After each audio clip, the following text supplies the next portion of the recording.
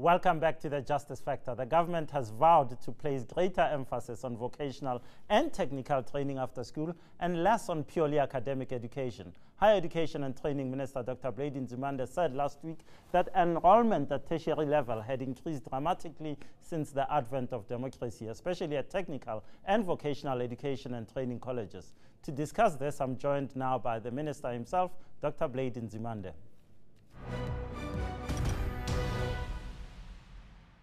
Dr. Nzimande, welcome to the show. Let me just go straight to the first question I have for you.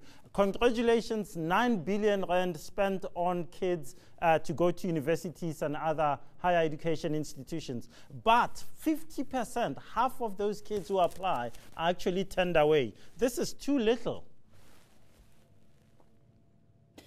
Thank you very much, Justice. I'm glad you are starting on that note, that it's a huge achievement. In fact, the National Student Financial Aid Scheme is one of the most successful schemes of government that has supported more than 1.4 million black students, mainly from poor families. And in fact, today we are talking of a larger black middle class. I'm sure NSFAS is possibly the single biggest contributor to that. But isn't that the problem? As you say, Justice, we are not yet where we can be able to provide for everybody. We wish we could do that. But there are certain areas where at least we are providing for everybody. For instance, in priority scarce skills areas, medicine, engineering, accountants, and so on, with those students, we actually pay for all of them who actually have been accepted and come from poor backgrounds, at least that part of it. Also at the TVET colleges, which were known in the past as FET colleges, they are now technical and vocational education and training institutions. All poor students, they do not pay fees. They are exempt from fees if they are following certain trades and occupations. Okay, Minister, let me interrupt you there because I agree with what you're saying. However, if I'm a student applying for, and today we have at Mangosuthu Technical University in KZN, kids who are being turned away because they owe money. And I hear that the minister only increased funding for students by less than 0.89%. I would say this government is not serious about what it wants to do for skills and for young people. You know, Justice, when this department was formed in 2009, we had about just over 3 billion rands for the National Student Financial Aid Scheme. Now it's just at over 9 billion. That's possibly the fastest growing budget item in the entire budget of South Africa. So not in the past year, not in the past year. But as I say, no, in the past year, we actually even had a special once-off additional 1 billion rands, especially to deal with what we call historic debt. Students who are already in the system, but they still owe money. We actually managed to pay for a lot of them, especially those who are doing well, so that they can actually continue and finish their programs. Obviously, Justice, I want to admit it's not enough. We are not yet there. You know, there is a huge challenge, there is a huge demand, and there are other demands from the government budget, you know, because if we are talking about having everybody, we are talking possibly 17, 18 billion rands from the 9 billion rands where we are. But it does not change that government still remains committed that poor students must actually be assisted, those who are actually capable and are able to be accepted at our colleges and our universities. Okay, Minister, but you can fix that by, for example, the NSFAS. A lot of people are saying it's corrupt. We hear stories of people paying bribes to receive this assistance. So why don't you deal effectively and once and for all with the corruption and poor administration that the NSFAS is in? We are exactly into that, Justice. We are at the moment preparing to actually do quite an extensive forensic to actually identify those students who are benefiting unofficially or illegally, because we are quite convinced that with 9 billion rand, we should not still be talking as that covering only half. That's why also, by the way, we are experimenting with something new, because some of the monies, they get used for things that are not meant for. For instance, NSFAS students get money for food. But you find that sometimes, or money for books. Some bookshops, they actually appear to be bookshops in front, but they are linked to other shops for flat screen television and so on.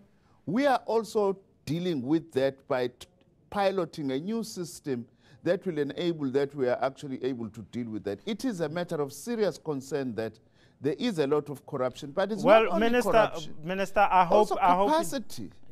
Minister, let's move on from that point, and I wish you luck with that. Let's move on to the FETs, as they were called, or TVETs now, as you call them. One of the key things about these FETs has been appalling pass rates, to the extent that for a long time you've refused to release the pass rates or the failure rates of these institutions. How are you going to appeal to young people to go to these institutions when they are in such bad condition?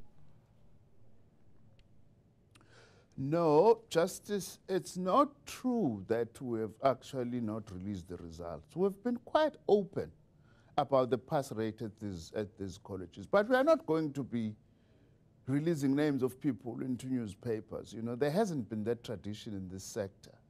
But the results, when we took over from these colleges, the results were less than 30%. We are now hitting around 50%. It's still far from enough, but we are doing improvement. But you see, that is why, by the way, Justice, vocational education requires both theory and practice.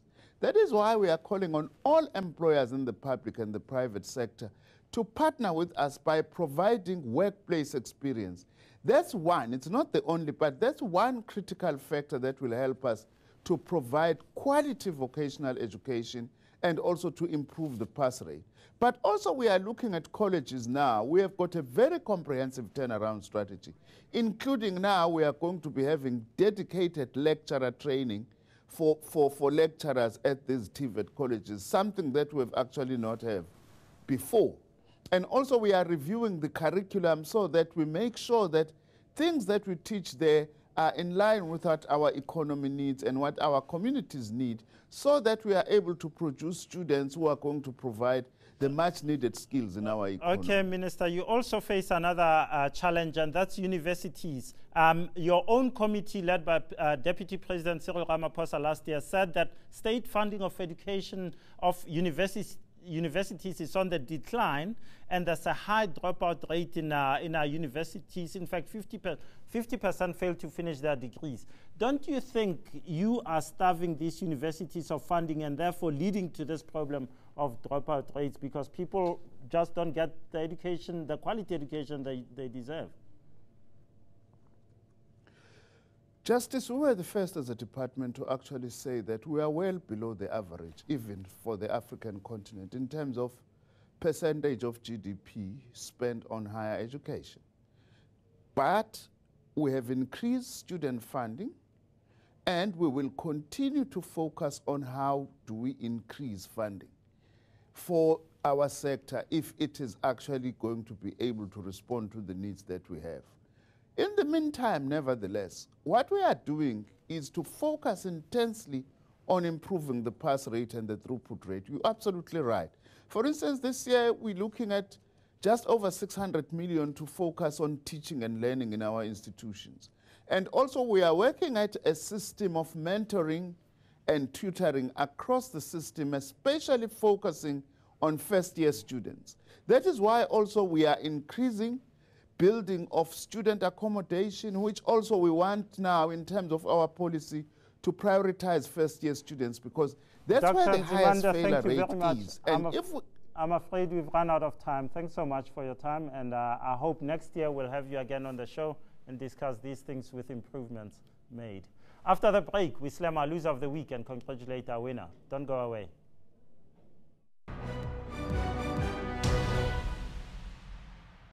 News that moves. ENCA.com.